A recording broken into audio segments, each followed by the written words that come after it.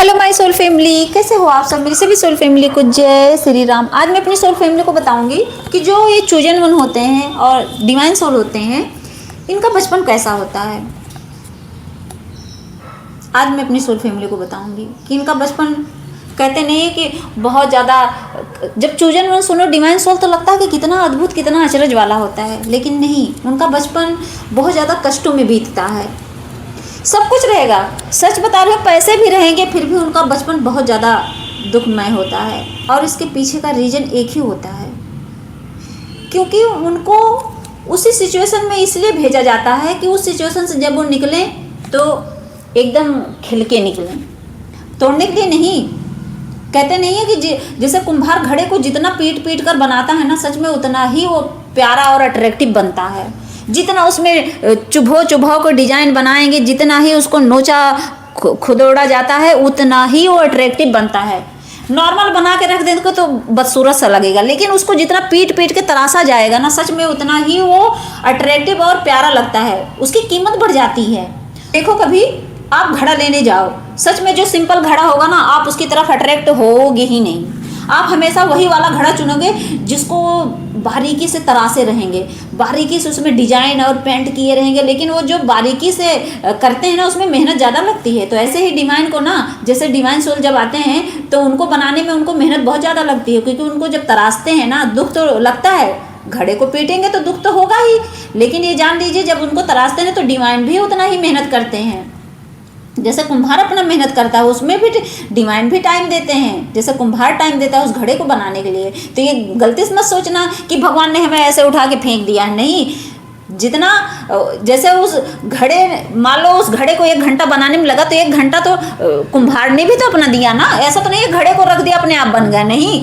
तो जितना, अगर कोई डिवाइन सोल है, कोई चूजन वन है, तो जितना टाइम हमें घिसाने में लग रहा है, डिवाइन भी हमारी तरफ उतना ही टाइम दे रहे हैं। ये मत सोचिए आपको छोड़ दिए हैं। हमारी गलती क्या होती है, हम भूल जाते हैं, लेकिन भगवान भी हमारी तरफ उतना ही ध्यान दे रहे हैं, उतना ही टाइम वो दे रहे हैं हमें। और हमें लगता है कि भगवान हमारा साथ छोड़ दिए, नहीं छोड़ते हैं। तो जो ये चूजन वन होते हैं, इनका बचपन मैं बताऊंगी अभी आपको कैसा होता है।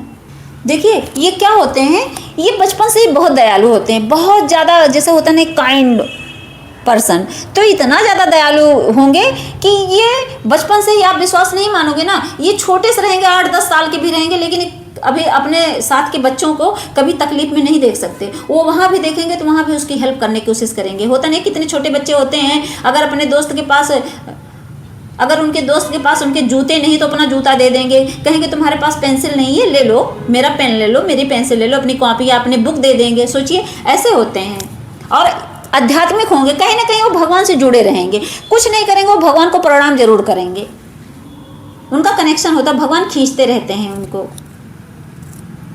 और तो मतलब जो डिवाइन सोल होते हैं ना, वो समय से पहले ही मैच्योर हो जाते हैं। लोग उनको, लड़की है तो कहेंगे ये देखो दादी अम्मा, और लड़के हैं तो कहेंगे ये देखो सबके बाप हैं। ये ऐसे होते हैं चूजन वन, उनके नेचर में वो जरूर रहेगा।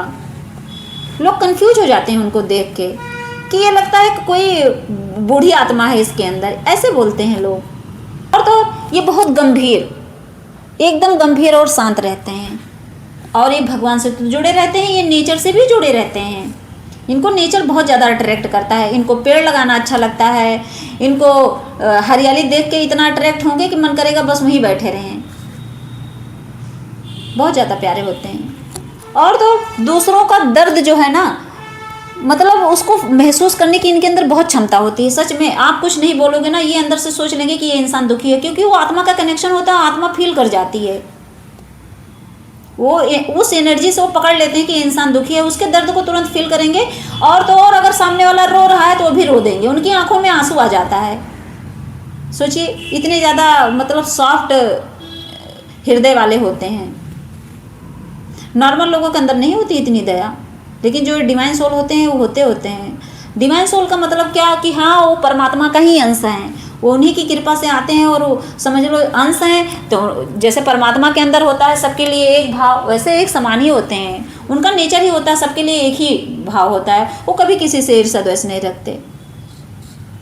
और तो और वो गरीबों पे इतनी दया बरसाएंगे, प्यार बरसाएंगे, बेजुबानों से इतनी दया करेंगे। सच में बता रही हूँ कि अगर बेजुबान उनके सामने आएगा ना, अगर उनको वो काट भी लेना, जैसे होते कभी डॉगी काट लिए गलती से, तो यहाँ लोग मारने लगते हैं, वो कभी नहीं मारेंगे। वो कहेंगे कोई बात नहीं, इंजेक्शन लगवा लेंगे, सब कुछ कर लेंगे, ड्रेसिंग करवा लेंगे, लेकिन वो कहेंगे इसको मारना मत। और यहाँ लोग गलती से, एक दिन सोशल मीडिया पे मैंने देखा कि किसी बच्चे को काट लिया तो जाके खूब मार रहे थे उसे। सोचिए, इतने निर्दयी हो जाते हैं। लेकिन ये निर्दयी नहीं रहते लेकिन इनके अंदर दया कूट कूट कर भरी रहती है।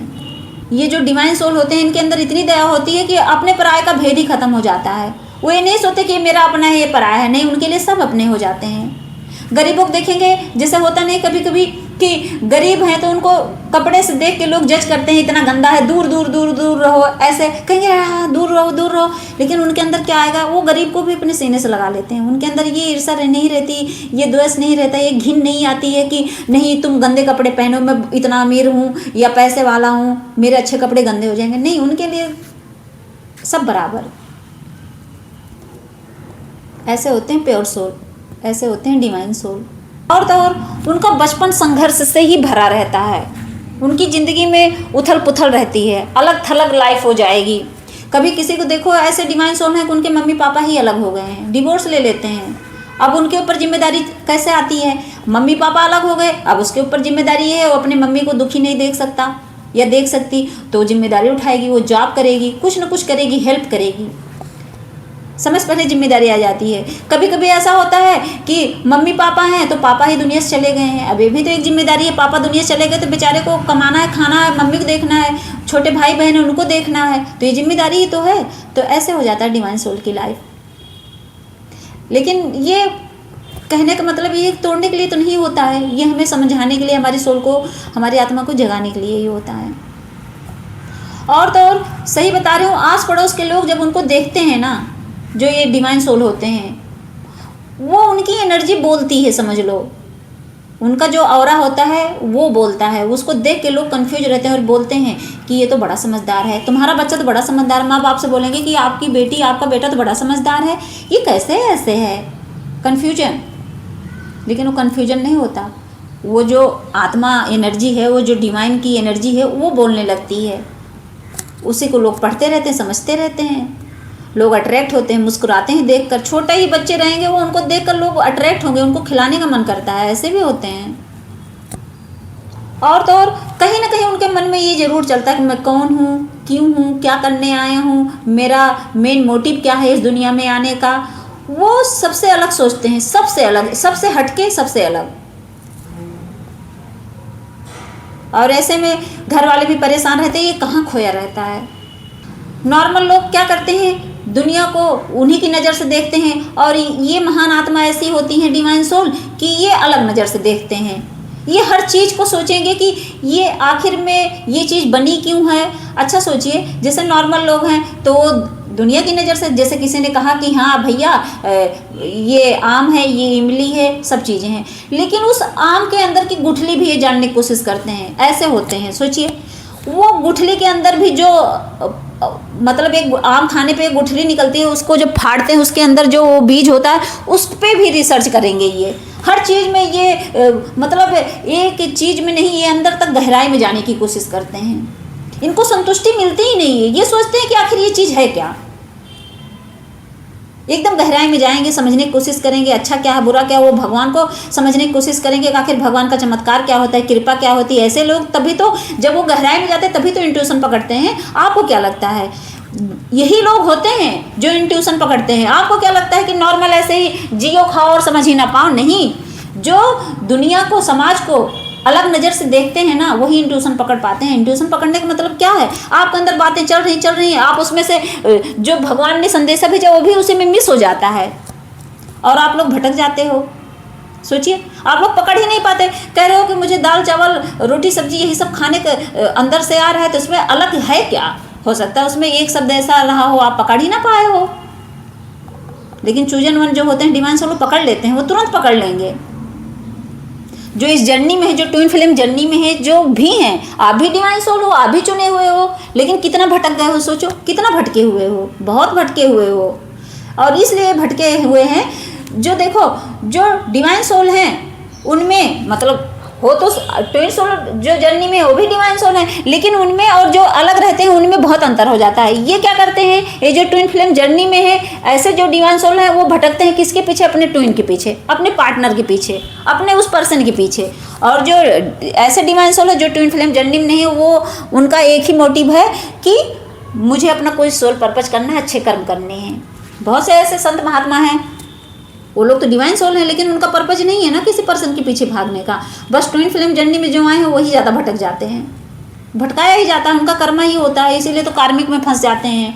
कहीं ना कहीं उनकी फैमिली ही कार्मिक में फंसने का मतलब मेरा ये नहीं है को कार्मिक नहीं, नेगेटिव कार्मिक मिल जाते हैं, पॉजिटिव कार्मिक नहीं मिलते हैं। उनकी फैमिली ही नेगेटिव बन जाती है। मेरी सोल फैमिली समझ गई होगी कि जो चूजन वन होते हैं, जो डिवाइन सोल होते हैं, इनका बचपन का नेचर कैसा होता है। बहुत ज़्यादा प्यारे होते हैं, प्यारे ही बच्चे होते हैं।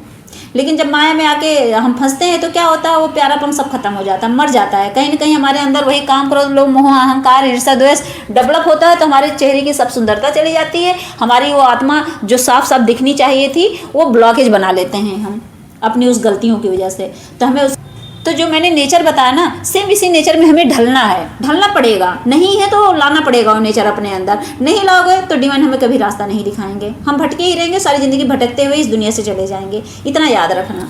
जय श्री राम, जय नीम करोली बाबा।